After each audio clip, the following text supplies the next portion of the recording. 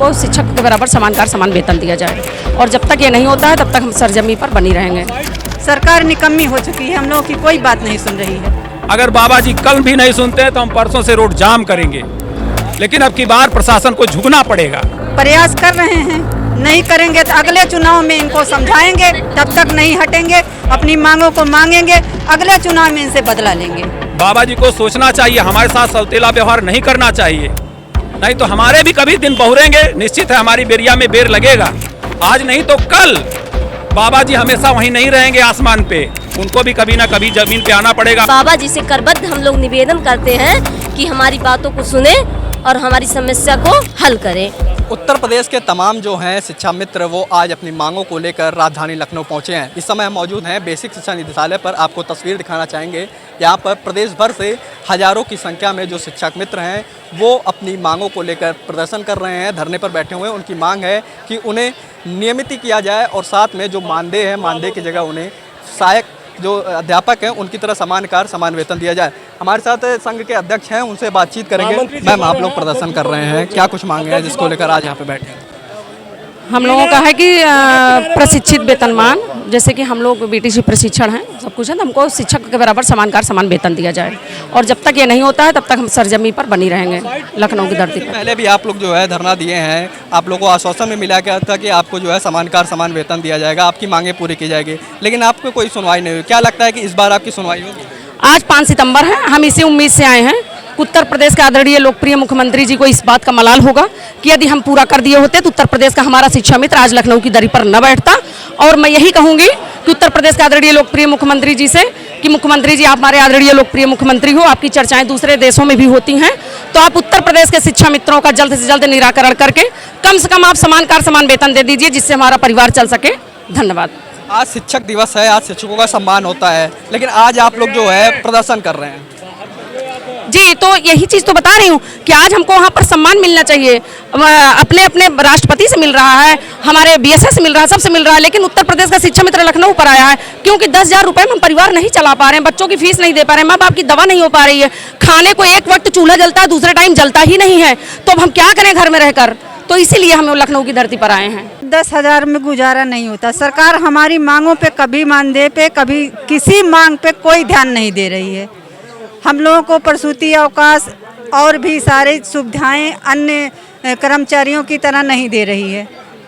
इससे हम लोगों को बहुत समस्या है।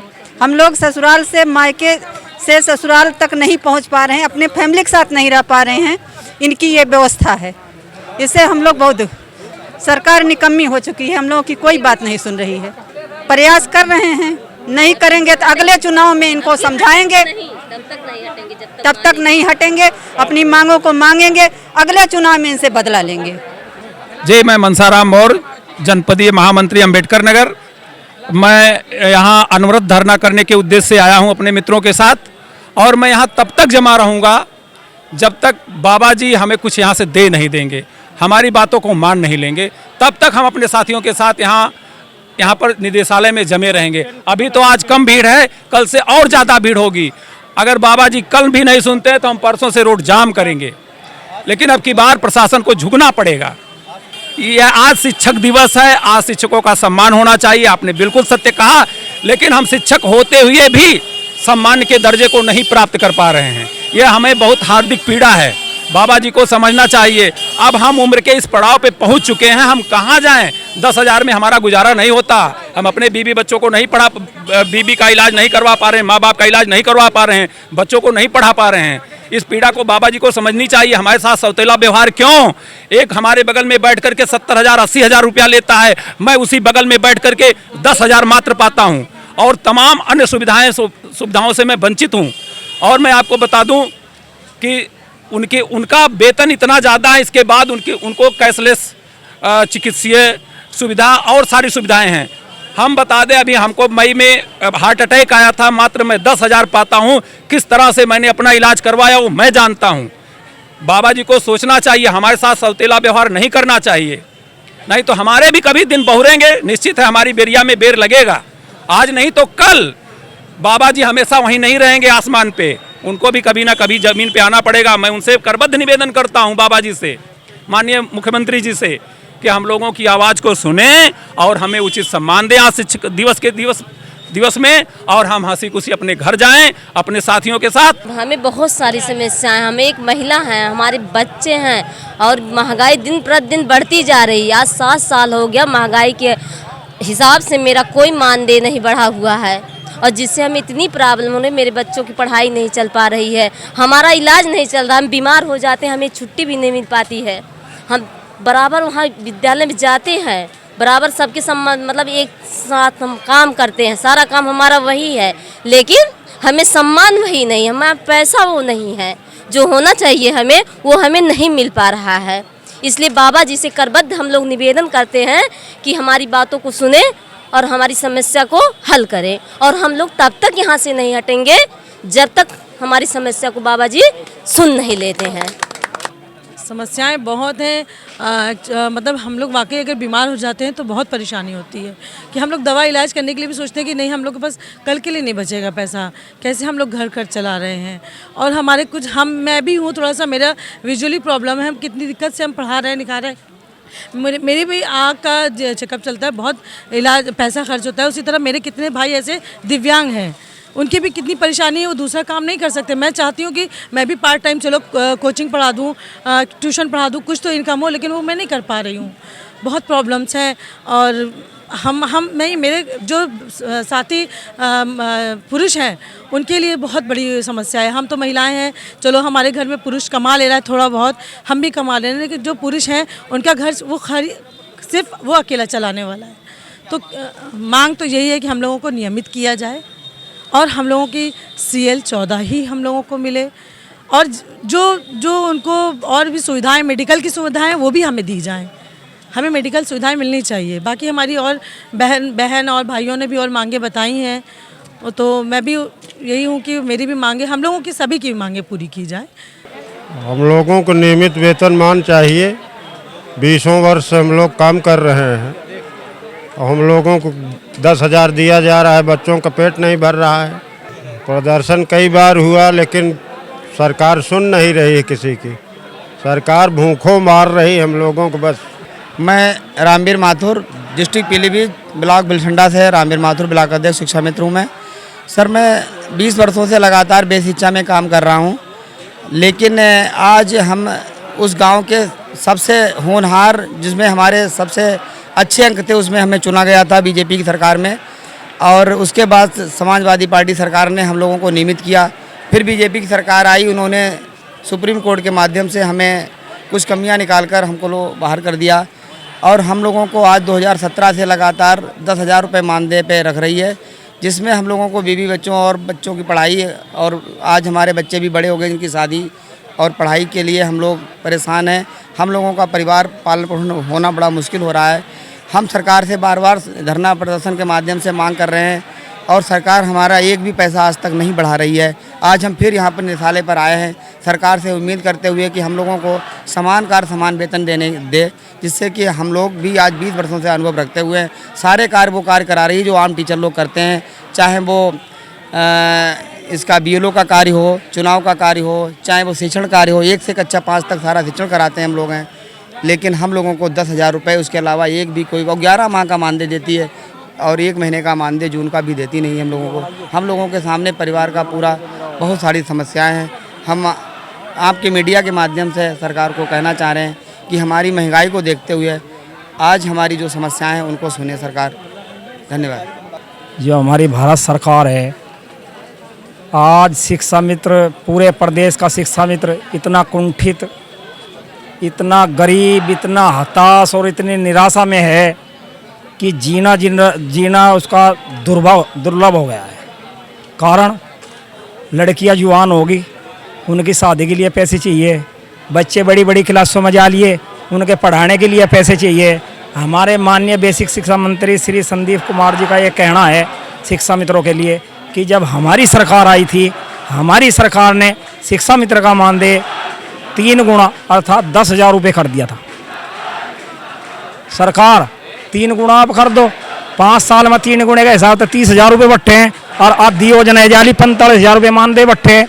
या समान कार्य समान वेतन देगा शिक्षा मित्र को, एक सम्मानजनक जिस शिक्षक को एक सम्मानजनक तरीके से लोग देखा करते, आज उस शिक्षा मित्र के बारे में जो ग्रामीण परिसर के लोगों का विचार है वो इस तरह का है। क्योंकि मेरा शिक्षा मित्र सुबह 7:30 बजे स्कूल में जाएगा, 2:30 बजे वहाँ से घर पहुँचेगा, उसके बाद में वो मजदूरी पर जाएगा क्योंकि उसके बच्चे का भरण पोषण नहीं हो रहा।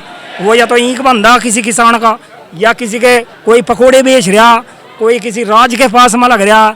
तो जब वे गांव में को निकले, जिन्हें पहले सब ये कह करते हमारे टीचर जा रहे, हमारे गुरुजी जा रहे, आज जो वे बच्चे पढ़ रहे वे तो कह रहे, लेकिन जो ग्राम का अन्य व्यक्ति है कह रहे क्या पढ़ा होगा, ये तो मजदूरी कर रहा था, ये तो ईंट बांध रहा। समस्या ये है शिक्षा मित्रों का सम्मान जो है बिल्कुल ध्वस्त हो गया। और हम माननीय योगी सरकार जी से उनकी 2 ही बात याद दिला मैं बताओ। जब शिक्षा मित्रों का समायोजन 2017 में निरस्त हुआ था, जब हमारे माननीय मुख्यमंत्री आदित्यनाथ योगीनाथ जी ने कहा था कि यदि मेरी सरकार होती तो मैं आज शिक्षा मित्रों को इस तरह दुखी नहीं होने देता, मैं 35,000 मानदेय कर देता। मुख्यमंत्री जी आज कर दो, हम तो आज भी आभारी हो जाएंगे। आज हमारे पास में इतना जीवन भी नहीं बचा।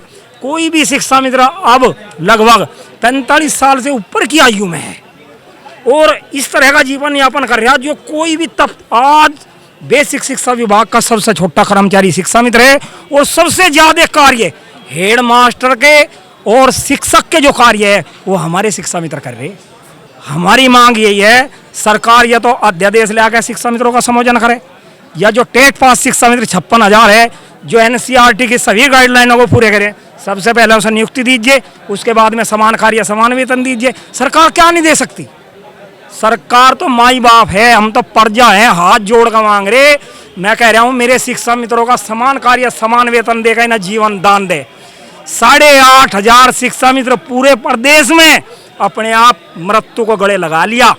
कारण था परिवार की दीनता और हीनता। क्योंकि जब किसी व्यक्ति को जीने का कोई माध्यम नजर न आए, आत्महत्या जब करता है। जब किसी के सम्मान को ठेस पहुंचाई जाए, आत्महत्या जब करता है। जब कोई व्यक्ति हर तरह से टूट चुका हो, मान में, सम्मान में, धन में, तन में, मन में, जब आत्महत्या करता है। अरे योगी जी, मोदी जी, डबल इंजन की सरकार है, आपका तो विदेशों में देशों में डंका बज रहा। एक शिक्षा मित्र के लिए एक छोटा सा अध्यादेश ले आके इन्हें समायोजित कर दें। अरे आप लोगों का आसान, ज्यादा नौकरी नहीं रह रही, 10-10, 5-5 साल की नौकरी रह रही और इन शिक्षा मित्रों को उस चीज का भी प्रतिफल नहीं मिला। जब 2000 में कल्याण सिंह जी ने एक योजना लागू करी थी जिसके अनुसार ग्रामीण परिसर के जो सबसे सुशिक्षित और होनहार बच्चे थे वे लिए गए थे। प्रस्ताव हुए, डीएम के पास फाइल ले गई, वहाँ से समय इनका हो गया था। उसके बाद में अन्य सरकार आई, इन्हें बीटीसी प्रशिक्षण भी करा दिया गया। हमारी जो एनसीईआरटी की गाइडलाइन थी, जब शिक्षा मित्र लगा, कुल इंटर पास प्लस बीटीसी थी। 2000 आरटीआई एक्ट 9 के अनुसार मेरे सभी शिक्षा मित्र 1,26,000 के करीब शिक्षा मित्र उस समय भी बीए प्लस बीटीसी हो चुका था। हम लोगों की देखिए मांगे, पहली तो समान कार्य समान वेतन हमें चाहिए, क्योंकि हम लोग बहुत काफ़ी लंबे समय से वहाँ शिक्षा मित्र के रूप में कार्यरत हैं। हम लोग का समायोजन हुआ, लेकिन उसके बाद समायोजन हम लोग का रद्द हो गया। तो हम लोग की समान कार्य समान वेतन की मांग है। और दूसरी, हम लोग को जो 11 सीसीएल मिलती है उसकी जगह हम लोग को 14 सीसीएल चाहिए, जो कि सहायक अध्यापकों के लिए है। हम लोग को मैटरनिटी लीव सैंक्शन हो चुकी है, लेकिन अब हम लोग की सीसीएल की डिमांड है, क्योंकि हम लोग के बच्चे भी छोटे हैं और उनकी परवरिश के लिए भी ना हम लोग के पास समय हो रहा है और ना हम लोग को छुट्टियाँ मिल रही हैं।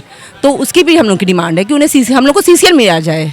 बिल्कुल नहीं चलता। 10,000 रुपये में हम लोग अपने बच्चों को अच्छे स्कूलों में कहीं पर पढ़ाने के लिए सोच भी नहीं सकते। आप खुद सोचिए कि अगर घर में परिवार में अगर कोई बीमार हो गया तो 10,000 में हम उसे कहाँ एडमिट करेंगे और कहाँ उसका इलाज कराएंगे, और उसके बाद की उसकी दवा की कैसे चलेगी, ये सरकार को समझ में नहीं आ रहा है। लेकिन हम लोग काफ़ी लंबे समय से उसी 10,000 पे बिता रहे हैं। तो हम लोग को अब समान का समान वेतन चाहिए। जब हम उतना ही काम विद्यालय में रहकर सहायक अध्यापक के साथ उतना ही काम करते तो हमें उतना ही वेतन भी चाहिए उनसे। ये है हमारे साथ तमाम जो है शिक्षा मित्र है, इनकी मांग है कि इनको नियमित किया जाए और इन्हें जो है सहायक अध्यापक की तरह समान कार्य समान वेतन दिया जाए। लखनऊ से अमृत विचार के लिए अंकित यादव की रिपोर्ट।